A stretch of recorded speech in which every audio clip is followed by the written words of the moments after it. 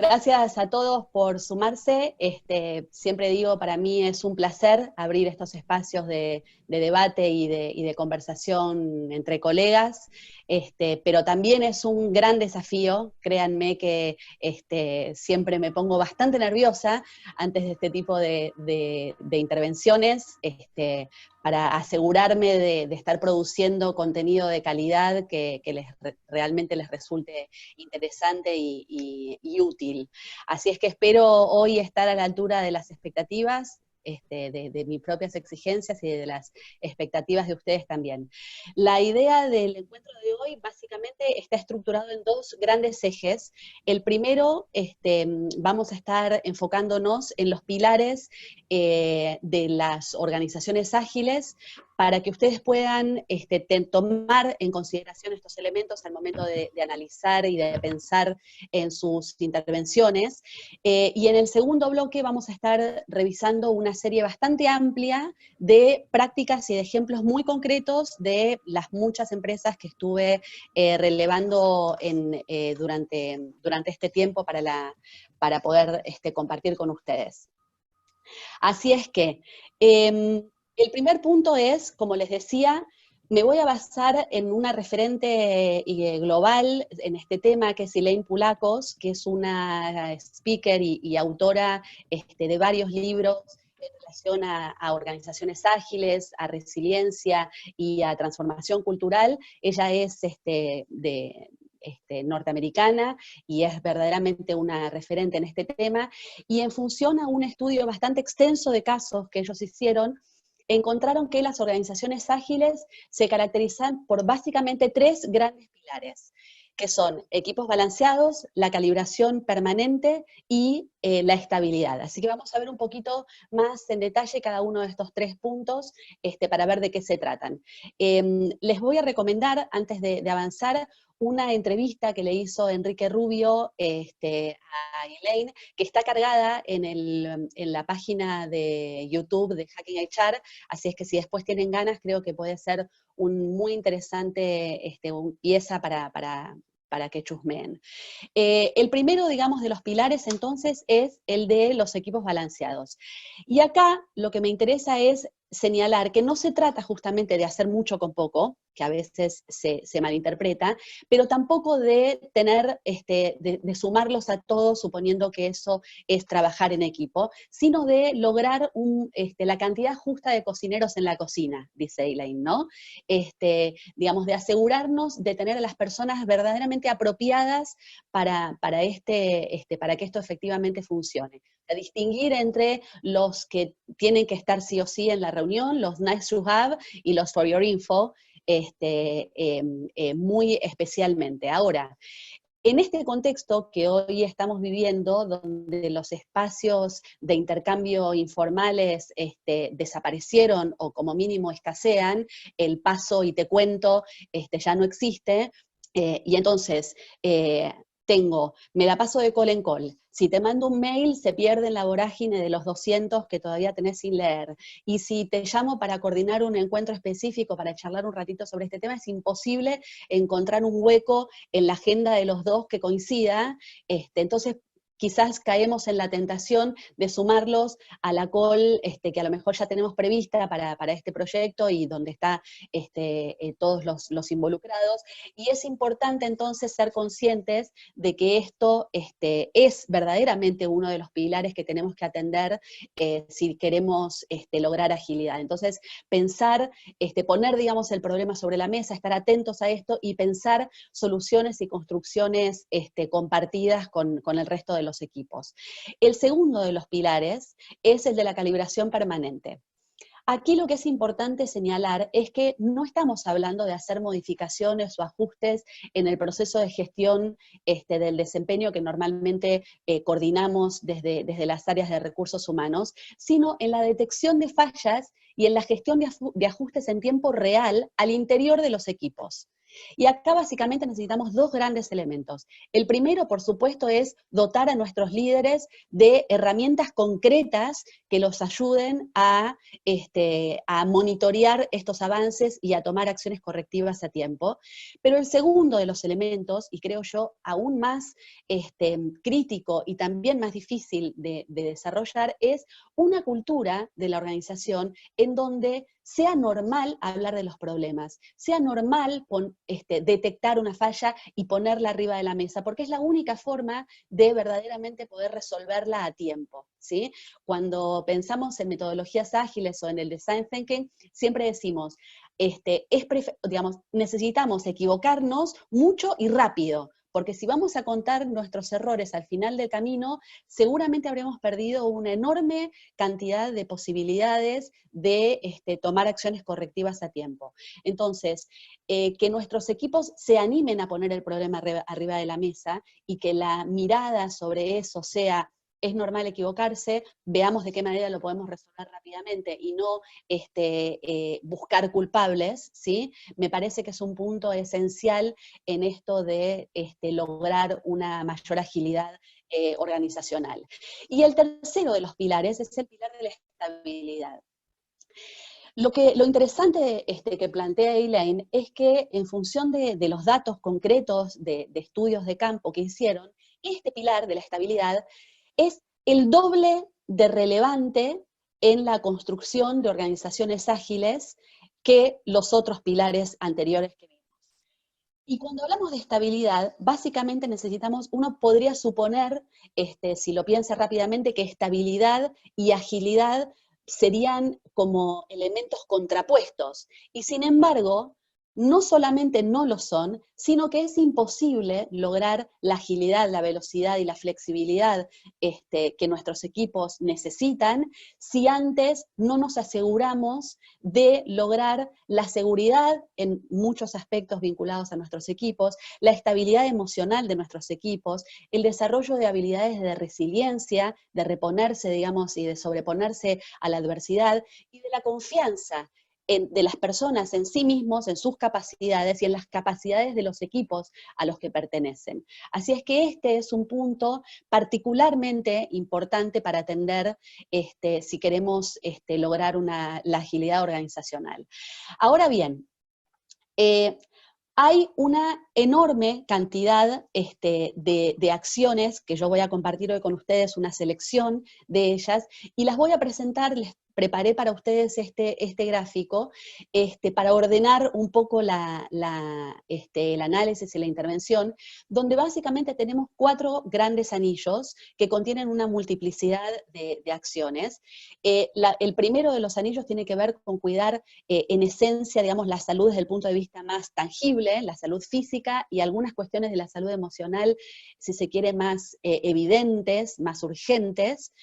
Pero después los pilares o los anillos, mejor dicho, de fitness y de bienestar, que también hacen a tratar de sacarle la mayor cantidad de preocupaciones de encima a las personas y a los equipos, para que puedan estar mejor preparados, mejor predispuestos a poner su cabeza y su cuerpo a producir resultados concretos para la organización y para sus equipos. Y recién en el último de los anillos, que es el de desempeño sostenible, es donde empiezan a aparecer algunos elementos que apuntalan los otros 2 pilares, que son el de la calibración y el de equipos balanceados, ¿sí? O sea, fíjense que todos los elementos que tenemos en los 3 primeros anillos apuntan fundamentalmente a apalancar, a fortalecer el pilar de la estabilidad, ¿sí?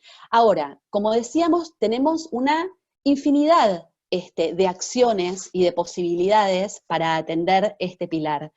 El punto es tratar de entender y de pensar por dónde me conviene empezar, qué cosas me conviene, dónde me conviene poner mis esfuerzos y mis recursos, que siempre son finitos, ¿sí? En tiempo, en dinero, en cabezas. Entonces, ¿dónde vale la pena empezar? Y acá lo que es indispensable es construir datos. O sea, nosotros siempre decimos que el copy-paste casi nunca funciona, y si funciona eventualmente es medio de casualidad que nos salió bien, pero digo, esto que yo voy a compartir ahora con ustedes de lo que están haciendo varias otras organizaciones, espero que los ayude a inspirarse a ustedes, a pensar, pero a analizarlo también a la luz de sus propias realidades organizacionales. ¿Sí? Lo que funciona en Mercado Libre no necesariamente funciona en la empresa para la que ustedes trabajan, y así con todo lo demás también. Entonces, en esto de construir datos, nosotros desde hace años en Savi trabajamos en esta idea, digamos, de que es muy importante trabajar en el diseño del employee persona, este prototipo, digamos, de los distintos características de personas que trabajan dentro de nuestra organización. ¿Sí? Normalmente decimos que entre 3 y 5 arquetipos aproximadamente serían suficientes para ver al 100% de los empleados de la organización para la que trabajamos. Pero la realidad es que no son muchas las organizaciones que hayan trabajado antes de hoy en esto de estructurar los arquetipos de la employee persona.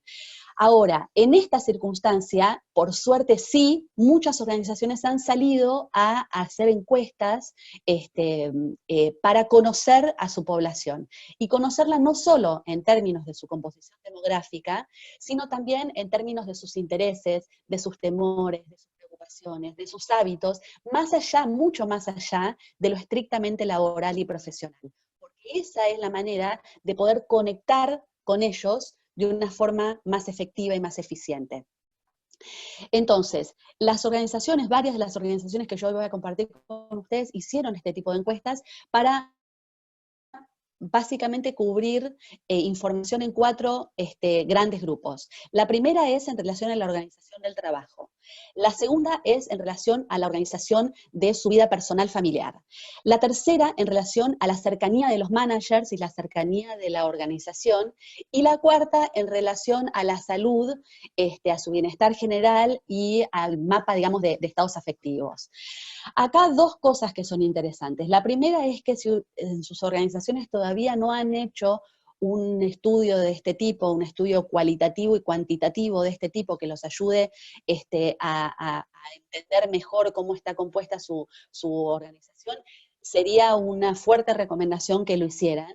Y segundo, que necesitamos obviamente poder tener la capacidad de procesar esta información rápidamente, y que hay cosas que yo puedo preguntar por única vez, en este caso particular, en este contexto en particular, con quién están pasando la cuarentena, si tienen las condiciones físicas necesarias para trabajar en un espacio más o menos tranquilo que les permita concentrarse. Ese tipo de cosas probablemente no se modifiquen en el tiempo corto o en el tiempo mediano, pero hay otras cuestiones que necesitaremos ir monitoreando con muchísima más frecuencia, quizás una vez por semana, quizás cada 15 días, pero no mucho más. Si yo le pregunto en relación al mapa de estados afectivos, yo le pregunto a las personas cómo se sintieron hace 5 semanas atrás, no me dice nada de cómo se sienten hoy, después de 2 meses o más de un aislamiento social obligatorio, ¿sí? O sea, probablemente al inicio prevalecieran los estados de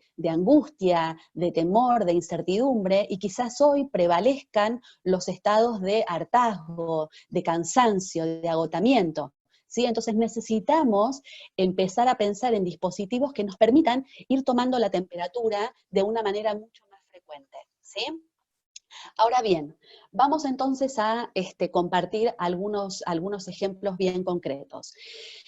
Hay muchas organizaciones que ya venían trabajando con un comité de crisis, y que por lo tanto este comité de crisis preexistente empieza a prestar especial atención a este contexto global, y empezaron a monitorear el avance del COVID en China originalmente, en Europa después, y finalmente su llegada al continente americano. Y la realidad es que la inmensa mayoría, si no todas, empezaron a trabajar en los protocolos de prevención y de seguridad. Con lo cual, en esto no hay muchas, si se quiere, novedades o cosas particularmente llamativas para compartir. Sí me gustaría destacar 2 cosas puntuales que a lo mejor sirven. O sea, en el caso del SIM, solo para ilustrar, ellos tienen una parte importante de los empleados que, como es una actividad exceptuada, siguen trabajando en planta, pero en este, digamos, contexto, lo que hicieron fue escalonar los turnos de trabajo, lo que hicieron fue duplicar la cantidad de transfers para que vayan al 50% de su capacidad y entonces poder sostener una mayor distancia física dentro de los vehículos. Lo que hicieron fue maximizar las medidas de seguridad dentro de la planta, escalonar los turnos para los espacios comunes, como el comedor o el vestuario, para que haya mucha menos gente circulando sobre esos espacios y que tengan tiempo intermedio entre turno y turno para poder hacer una limpieza profunda del lugar. O sea, todas medidas que ayuden a que las personas que tienen que ir físicamente a trabajar se sientan absolutamente cuidadas y protegidas en esta organización para que estén mejor predispuestas, digamos, a trabajar, ¿sí?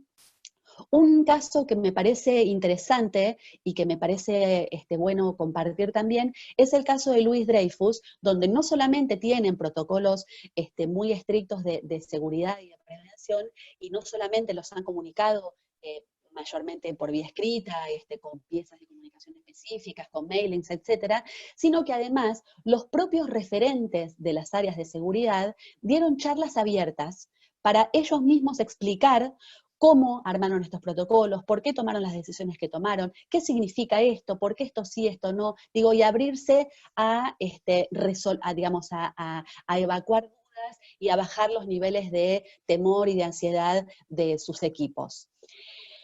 Y el otro caso que me gustaría destacar, que me parece que también apuntala en este mismo sentido, es el caso de Banco Itaú, que ellos todos los años hacen la campaña de vacunación antigripal y que aún en este contexto de muchísimas restricciones y de muchísimas complicaciones, lograron llevar adelante la campaña de vacunación antigripal para 600 empleados de la compañía, y me parece que son estas pequeñas, grandes cosas que hacen a que la gente se sienta efectivamente más segura y más cuidada en su salud.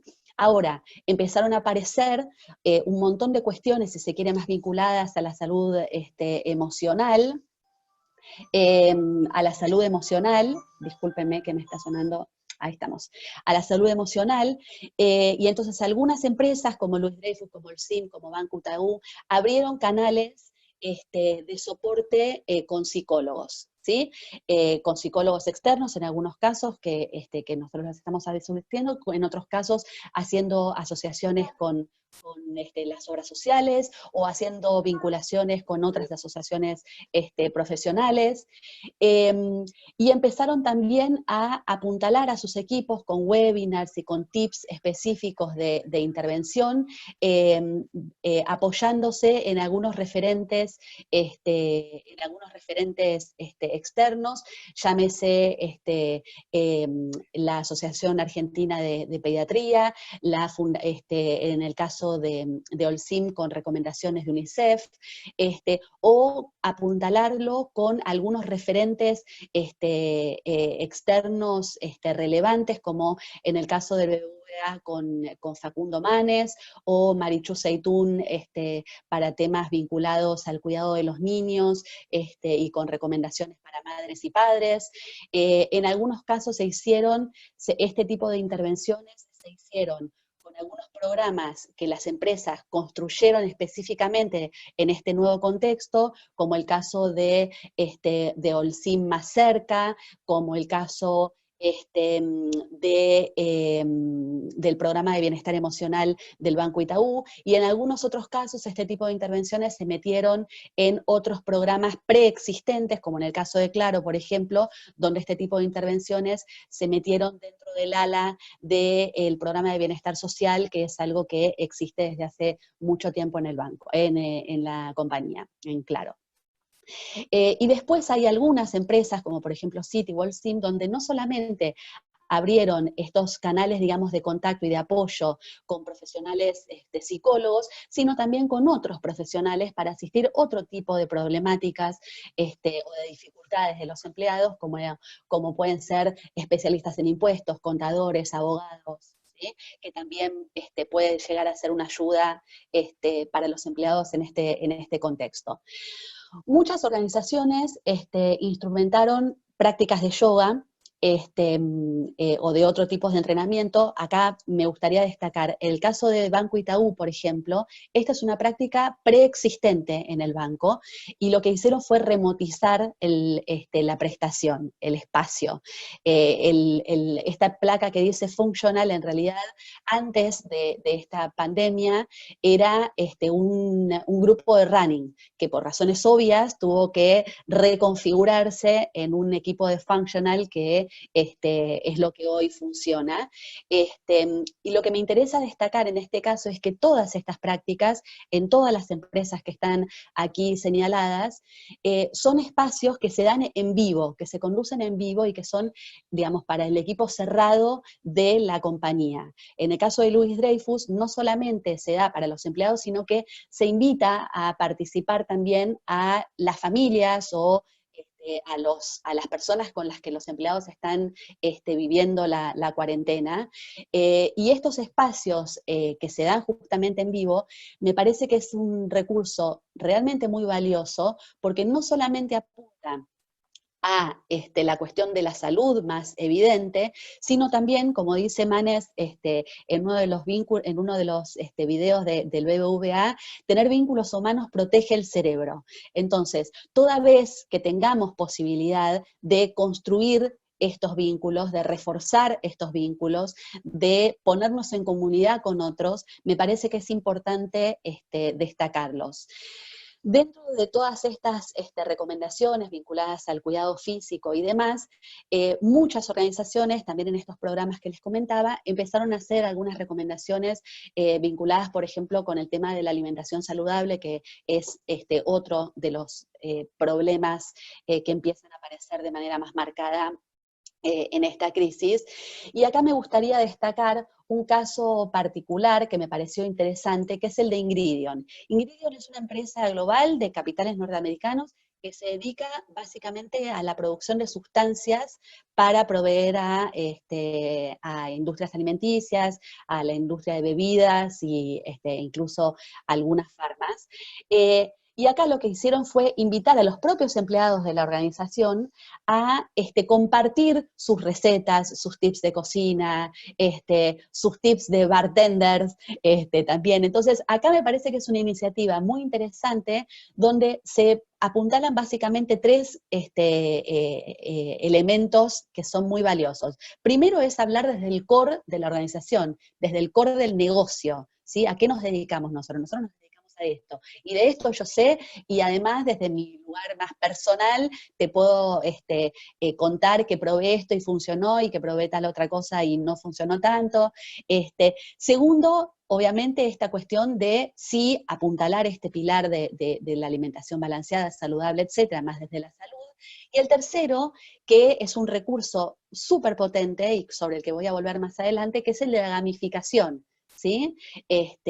De jugar un rato en estos espacios en donde todo el mundo está tan saturado de obligaciones y de tareas por hacer.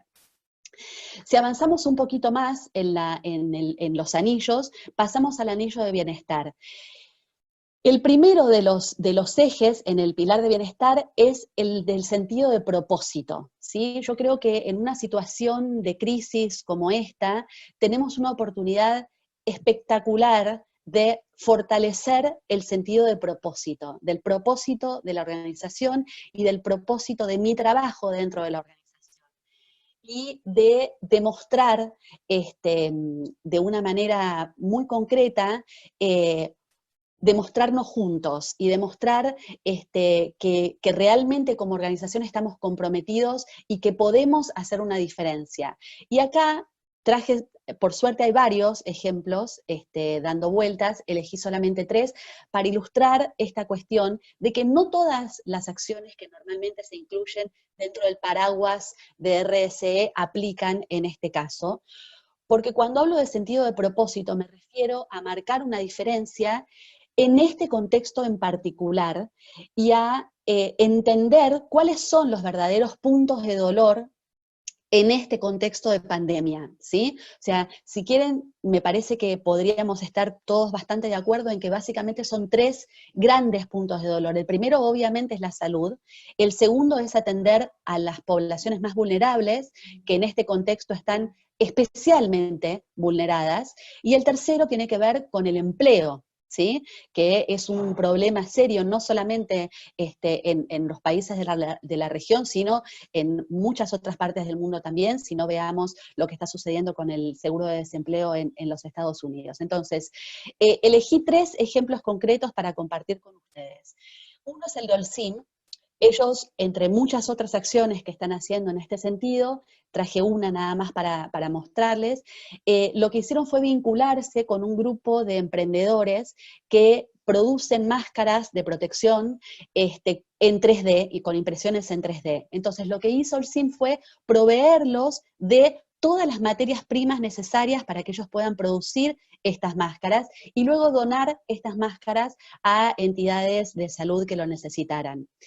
El segundo ejemplo que les traje es el de Cervecería Quilmes, que la verdad que es un ejemplo que me encanta, donde ellos tienen básicamente 2 grandes acciones que me parece importante destacar. La primera es que a partir del alcohol con el que ellos producen sus cervezas, se empezaron a producir en sus destilerías alcohol en gel, y produjeron 150.000 unidades de alcohol en gel que además distribuyeron, que produjeron ellos mismos, obviamente, y que además distribuyeron con sus propios camiones y con su propio equipo logístico. Y la segunda acción interesantísima es que se pusieron a producir pan a partir de la cebada de las cervezas. ¿Sí? Entonces se comprometieron a producir 8.800 kilos de pan que entregaron a una fundación para asistir a las poblaciones más vulnerables. Y el tercer ejemplo que me parece excelente también es el acuerdo al que llegaron General Motors y Unilever en la provincia de Santa Fe, aquí en la Argentina, en donde Unilever, que en este momento, en este contexto en particular, tiene plena demanda de sus productos, y General Motors, que si era el golpe de gracia que le faltaba a la industria automotriz era esta pandemia, y que tienen a sus empleados hacía 2 meses suspendidos por esta crisis, absorbieron a los empleados de General Motors para reforzar sus equipos en estos momentos de altísima demanda de producción en las plantas de Unilever en Santa Fe. Así que me parece que esos son 3 grandes ejemplos de los muchos que hay dando vueltas para ilustrar esta cuestión del propósito, ¿sí? O sea, cuán orgulloso puedo sentirme yo de trabajar en una organización que me muestra que de verdad le importa y que hace un esfuerzo real para marcar una diferencia en este contexto, ¿sí? Muchas empresas empezaron a instrumentar también algunos espacios de mindfulness, caso Mercado Libre, caso Louis Dreyfus, por ejemplo. En el caso en el caso de Mercado Libre es por las mañanas, todos los días. En el caso de Louis Dreyfus, ellos abrimos 2 espacios de mindfulness, de lunes a viernes, para todos los países de la región, a primera hora de la mañana, para justamente energizarse y bajar y conectarse un poco con el aquí y el ahora desde ese lugar, y otra sesión a la tarde para ir justamente desconectándonos de las preocupaciones acumuladas durante todo el día, para poder conectarnos con nuestra vida más personal y familiar desde un lugar un poco menos estresado, ¿sí? Así que también en estos casos, en los 2 casos, las prácticas se hacen en vivo también, y me parece que pueden ser intervenciones interesantes. El caso de Banco Itaú, ellos todos los años hacen las prácticas profesionales para empleados.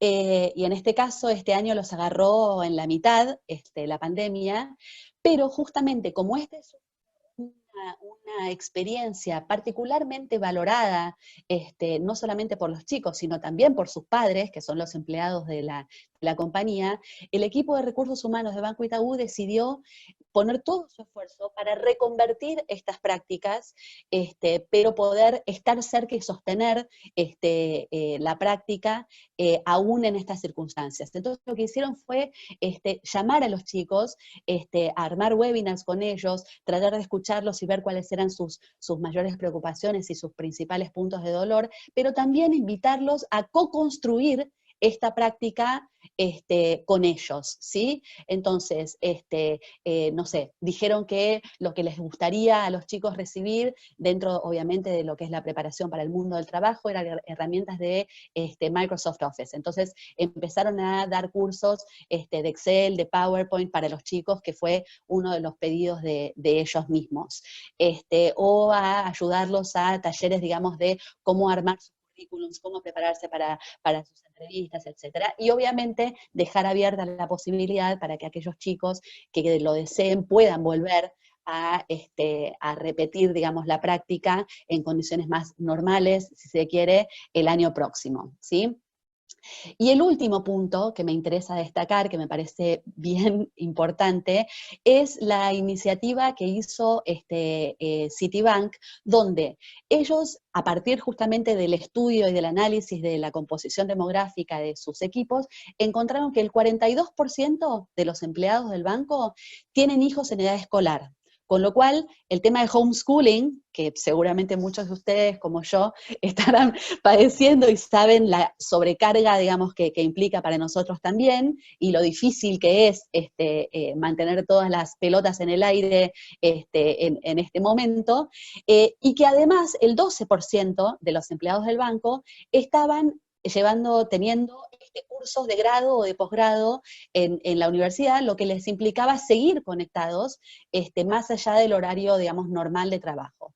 Entonces lo que hicieron fue poner este problema sobre la mesa, compartir la información concreta y pensar en conjunto con el equipo de managers, ¿qué vamos a hacer con esto? Bueno, pongámonos de acuerdo por lo menos en algunas pautas generales que son indispensables.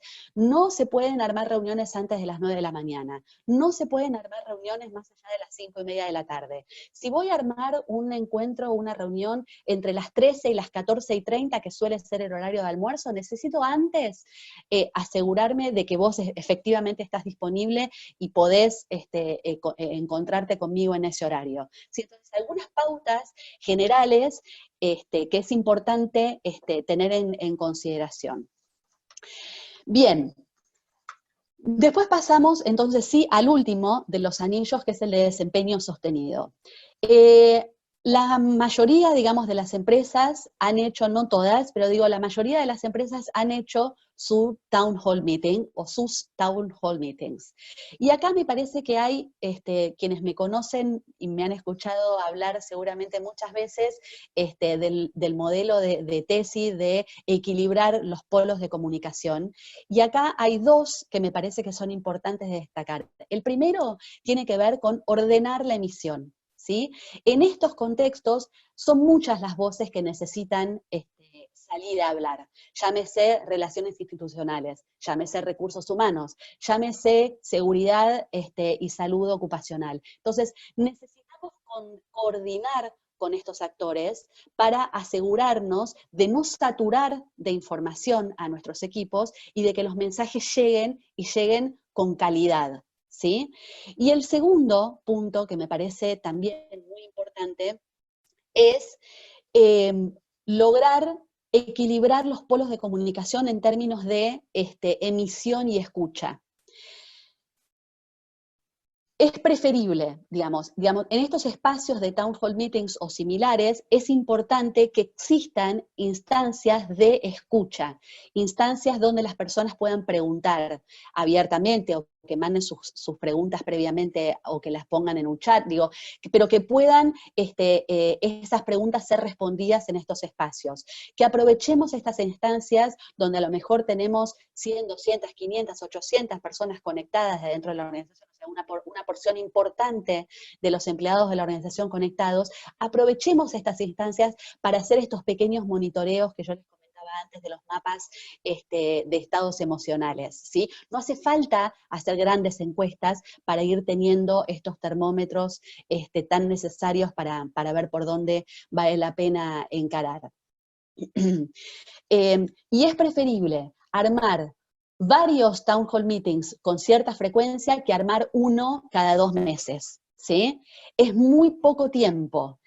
Necesitamos en este caso, más que nunca, que el top management de la organización, que los comités de dirección, o sea, el CEO o el comité de dirección en su conjunto, esté mucho más presente de lo que están en tiempos normales o estables, ¿sí?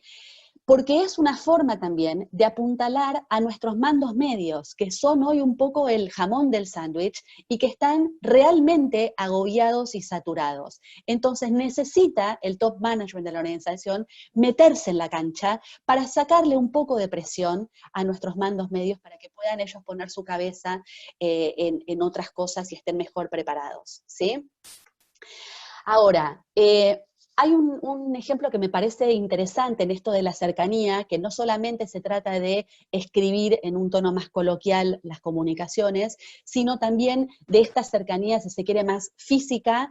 En el caso de Louis Dreyfus, por ejemplo, además del Town Hall Meeting, el CEO de la compañía se suma, quizás no a toda la reunión, pero algunos minutos de la reunión, de, por ejemplo, la reunión de los regionales de recursos humanos, que es una reunión específica para este grupo, donde se suma el CEO para tener estos espacios de mayor cercanía y de mayor vinculación y donde se le pueda hacer una pregunta más de uno a uno. ¿Sí? Entonces, este tipo de implementaciones me parece que es importante que ustedes evalúen de qué forma aplicarlas también. Después necesitamos, obviamente, entender que lo que a lo mejor inicialmente era, bueno, me llevo la computadora y el token y con eso trabajo, quizás hoy necesitamos mucho más que simplemente la notebook y el token para poder trabajar y poder sostener esto en el tiempo, ¿sí? Yo a veces cuento, mi hermano trabaja en una compañía muy grande, tiene un departamento así muy moderno, y entonces no tiene una mesa de cocina, tiene una mesa alta con banquetas, todo muy canchero. Él trabaja sentado en el sillón, ¿sí? Lo que no resulta muy cómodo para sostener por 2 meses todos los días 8 o 9 horas por día. ¿Sí? Entonces, este son el tipo de cosas que me parece que son muy importantes tener en cuenta. En el caso de Claro, por ejemplo, ellos hicieron un relevamiento del equipamiento antes de que se decretara la pandemia. Con lo cual, cuando finalmente se decreta el aislamiento social obligatorio, la gente se llevó todo desde la oficina y pudo de alguna manera instalarse su oficina en sus propias casas. Y cuando esto a lo mejor se extendió, de decir, mira, ¿sabes qué? Me vendría bien tener mi silla ergonómica porque acá no estoy muy cómodo, y les llevan la silla entonces también para que pueda estar un poco más confortable en estas nuevas condiciones. Y otra iniciativa interesante es la del City, con esto del HR te llama, ¿sí? En esta intención, digamos, de estar más cerca y de contener, lo que hicieron fue distribuirse toda la población entre todos los colaboradores de las áreas de recursos humanos y llamar personalmente 10 minutos, 15 minutos, cuando no se explayan y hacen catarsis por media hora, pero digo, de ir llamando aleatoriamente a los empleados de la organización para ver cómo están, ¿sí? ¿Cómo estás? ¿Cómo te sentís? ¿Cómo la venís llevando? ¿Tenés algún problema? ¿Te parece que te podemos ayudar de alguna forma? ¿Sí? En esto de mostrarse cerca. Obviamente, no en todas las organizaciones esto es posible, ¿sí? En una organización, digo, por poner el caso de Claro, por ejemplo, con 4.000 empleados, o creo que son 7.000 en la región, esto es básicamente inviable, ¿sí? Pero pensar en algunas alternativas de esto me parece interesante. Acá, otro punto que me parece importante en esto que vuelvo de los mandos medios, que son dos iniciativas diferentes, la del Citi y la de Claro. Citi le llamó Mesa Redonda con HR, que es una iniciativa que ellos construyeron ad hoc en este contexto. En el caso de los grupos de mentores de Claro, es un programa con el que nosotros de hecho venimos trabajando con ellos desde hace ya varios años a esta parte, pero que en la filosofía apuntan básicamente a lo mismo, que es a esta idea de poder construir un sentido de comunidad entre los managers para que los managers puedan apoyarse entre sí. ¿Sí?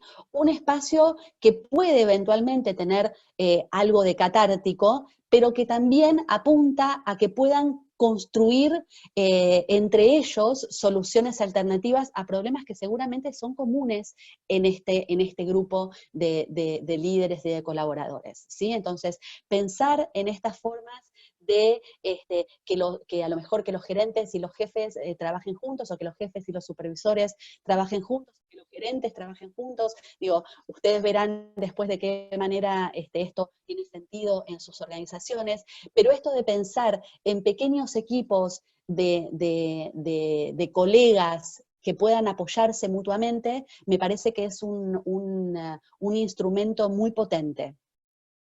Y después empezamos a encontrar las primeras experiencias, digamos, de upskilling, que me parece que obviamente hay que seguir reforzando mucho, sobre todo de ahora en adelante, donde estas cuestiones más de soporte a la salud física y emocional están un poco más cubiertas, ¿sí? Y acá me gustaría hacer un par de distinciones generales que me parece que son importantes para que ustedes tengan en cuenta al momento de diseñar sus propios cursos de formación y de reseteo, digamos, de competencias, o al momento de evaluar las propuestas que reciban de sus diferentes proveedores, que tienen que ver con lo siguiente. La primera es entender que un webinar no es un curso, ¿sí? Fundamental.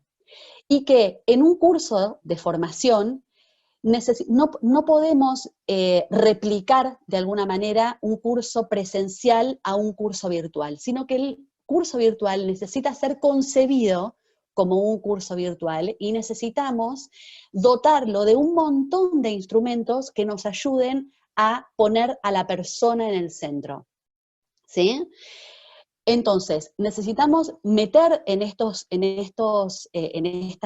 diseños un montón de dispositivos que nos ayuden a asegurar la participación permanente de los participantes en el proceso de aprendizaje, ¿sí? Que haya, no sé, digo, por poner algunos recursos, Kahoots para hacer juegos, que haya Mentimeters para hacer encuestas, que haya Mentimeters para compartir en vivo el monitoreo, digamos, de las respuestas, que haya puzzles para completar entre todos, que podamos a este grupo de 50 participantes de este curso, en algún momento de la actividad, dividirlos en pequeñas mesas de trabajo o salas, como funciona ahora con los nuevos dispositivos digitales, en pequeñas salas de trabajo, en donde todos puedan habilitar sus micrófonos y donde todos puedan conversar entre sí, debatir entre sí, y coordinar el trabajo en pequeñas mesas, para después eventualmente hacer una puesta en común. Digo, todas estas cosas son realmente muy necesarias que ustedes las tengan en cuenta al momento de evaluar los cursos o de diseñar ustedes mismos los cursos. Y por último, aún en este contexto de crisis, hay muchas organizaciones que encontraron la gran oportunidad de hacer cosas nuevas, cosas que a lo mejor estaban previstas en su pipeline de trabajo, pero que a lo mejor estaban previstas para el segundo semestre, que a lo mejor estaba prevista que se hicieran en 8 semanas y se hicieron en 2. ¿Sí? Entonces, el lanzamiento del bot para clientes de Banco Itaú, o el upgrade de la página del home banking para pymes del Banco Itaú, o el lanzamiento de la página de supermercados de Mercado Libre. O sea, todas estas acciones estaban dentro del pipeline de acciones comerciales previstas, pero lo que se hizo fue acelerar exponencialmente la resolución para poder sacarlos en este contexto y aprovechar el momentum para poder lanzar estos productos. Este tipo de ejemplos es muy necesario destacarlos especialmente porque son modelos de rol para inspirar a otros equipos de dentro de nuestra organización, ¿sí? Y son este tipo de elementos tan necesarios para decir, ¿ven que se puede? ¿Ven que podemos? ¿Ven que ya lo hicimos? Entonces definitivamente lo podemos volver a hacer, ¿sí? Entonces estos son tipo de cuestiones muy importantes porque nos ayudan a no perder el foco, a no perder la meta, a entender hacia dónde vamos. Y el último de los recursos, y acá tengo un par de ejemplos muy puntuales para mostrarles, que es un recurso que vi bastante subexplotado en las organizaciones que estuve relevando, que es el recurso de la gamificación, que es un recurso potentísimo para lograr comunidad y para afianzar los lazos dentro de los equipos. Y les voy a contar 2 ejemplos o 3 ejemplos puntuales que pude relevar, pero después los desafío a ustedes a que se pongan a pensar en este sentido, porque de verdad me parece que hay una oportunidad acá. En el caso del City, por ejemplo, tenemos, todos los viernes, por ejemplo, hacen el Photo Challenge. Entonces, este viernes el challenge es que me mandes la foto de tu mejor receta, o la foto con tus mascotas, o ponete la camiseta del City. Entonces algunos eligieron la camiseta más vieja que tenían, otro la camiseta que le acababan de regalar o que consiguió en el sorteo o en el torneo X, con esta idea de que si hay jugadores hay equipo, ¿sí? Entonces el propósito de esto es distenderse, jugar, ¿sí? Nada más. Un espacio de bajar un poco y de pensar en otra cosa, ¿sí? Y las iniciativas de Dreyfus que me encantaron, donde básicamente la invitación es a que los propios empleados de la compañía propongan este tipo de acciones y coordinen y lideren ellos mismos estas acciones. Entonces, les traje 2 para contarles. Una es Aventuras Salvajes, que fue una acción propuesta y liderada por una empleada en Colombia, para chicos chiquitos, de juegos, de zumba, y de ejercicios físicos para hacer, para que las mamás y papás de la organización hagan con sus chicos.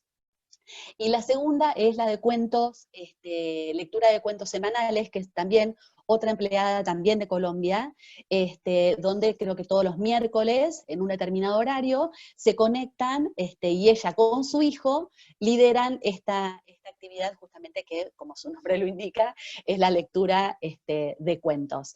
Entonces, la realidad es que, de nuevo, acá hay la imaginación es el límite, pueden ser desafíos vinculados al arte, desafíos vinculados a un hobby, no sé, en arte están, después si los quieren googlear, seguramente los verán, el Giraffe Challenge, el Mariposa Challenge, no sé, hay un montón de juegos y de trivias que se pueden hacer, o de pensar, bueno, en función de la composición demográfica de mi gente, yo veo que la gran mayoría de mis empleados tienen hijos que van de 5 a 10 años, bueno, o de 5 a 15. Entonces digo, este viernes, fin de semana de película de cine en familia. El recomendado de la semana es esta película. Y el lunes lanzamos una trivia de la peli para que compartan, para que contesten entre todos y participen de un sorteo. ¿Sí? No sé, digo, infinidad de opciones hay para hacer en este sentido, y me parece que es un recurso que todavía no ha sido del todo explotado y que vale la pena que exploren ustedes también. Y ya termino. voy a destacar dos grandes conclusiones para sintetizar. La primera es, no saquemos conclusiones apresuradas, ¿sí? No hagamos conjeturas. Es el momento perfecto para que, si no lo hicieron antes, empiecen a trabajar en la identificación y en el conocimiento lo más profundo posible de quién está del otro lado. Porque yo les puedo asegurar que si ustedes efectivamente entienden quién está del otro lado, más allá de si trabaja en finanzas o en legales, que eso realmente no me interesa, salvo que tenga un problema particular, si no, no me interesa, no me dice nada de la persona.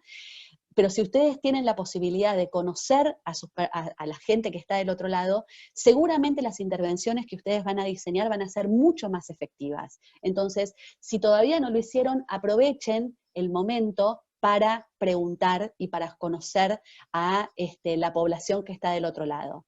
Y el segundo punto, Viviana Valdés del Banco Itaú me decía, necesitamos entender que esta va a ser la realidad. ¿Sí? Entonces, hay muchas organizaciones, caso Banco Itaú, ahí la veo a Laura conectada, caso Banco Itaú, caso el STEAM, caso Mercado Libre, que han decidido que aun cuando eventualmente el aislamiento social obligatorio se levante pasado mañana, ellos van a seguir sosteniendo por lo menos una práctica de home office de 3 días a la semana.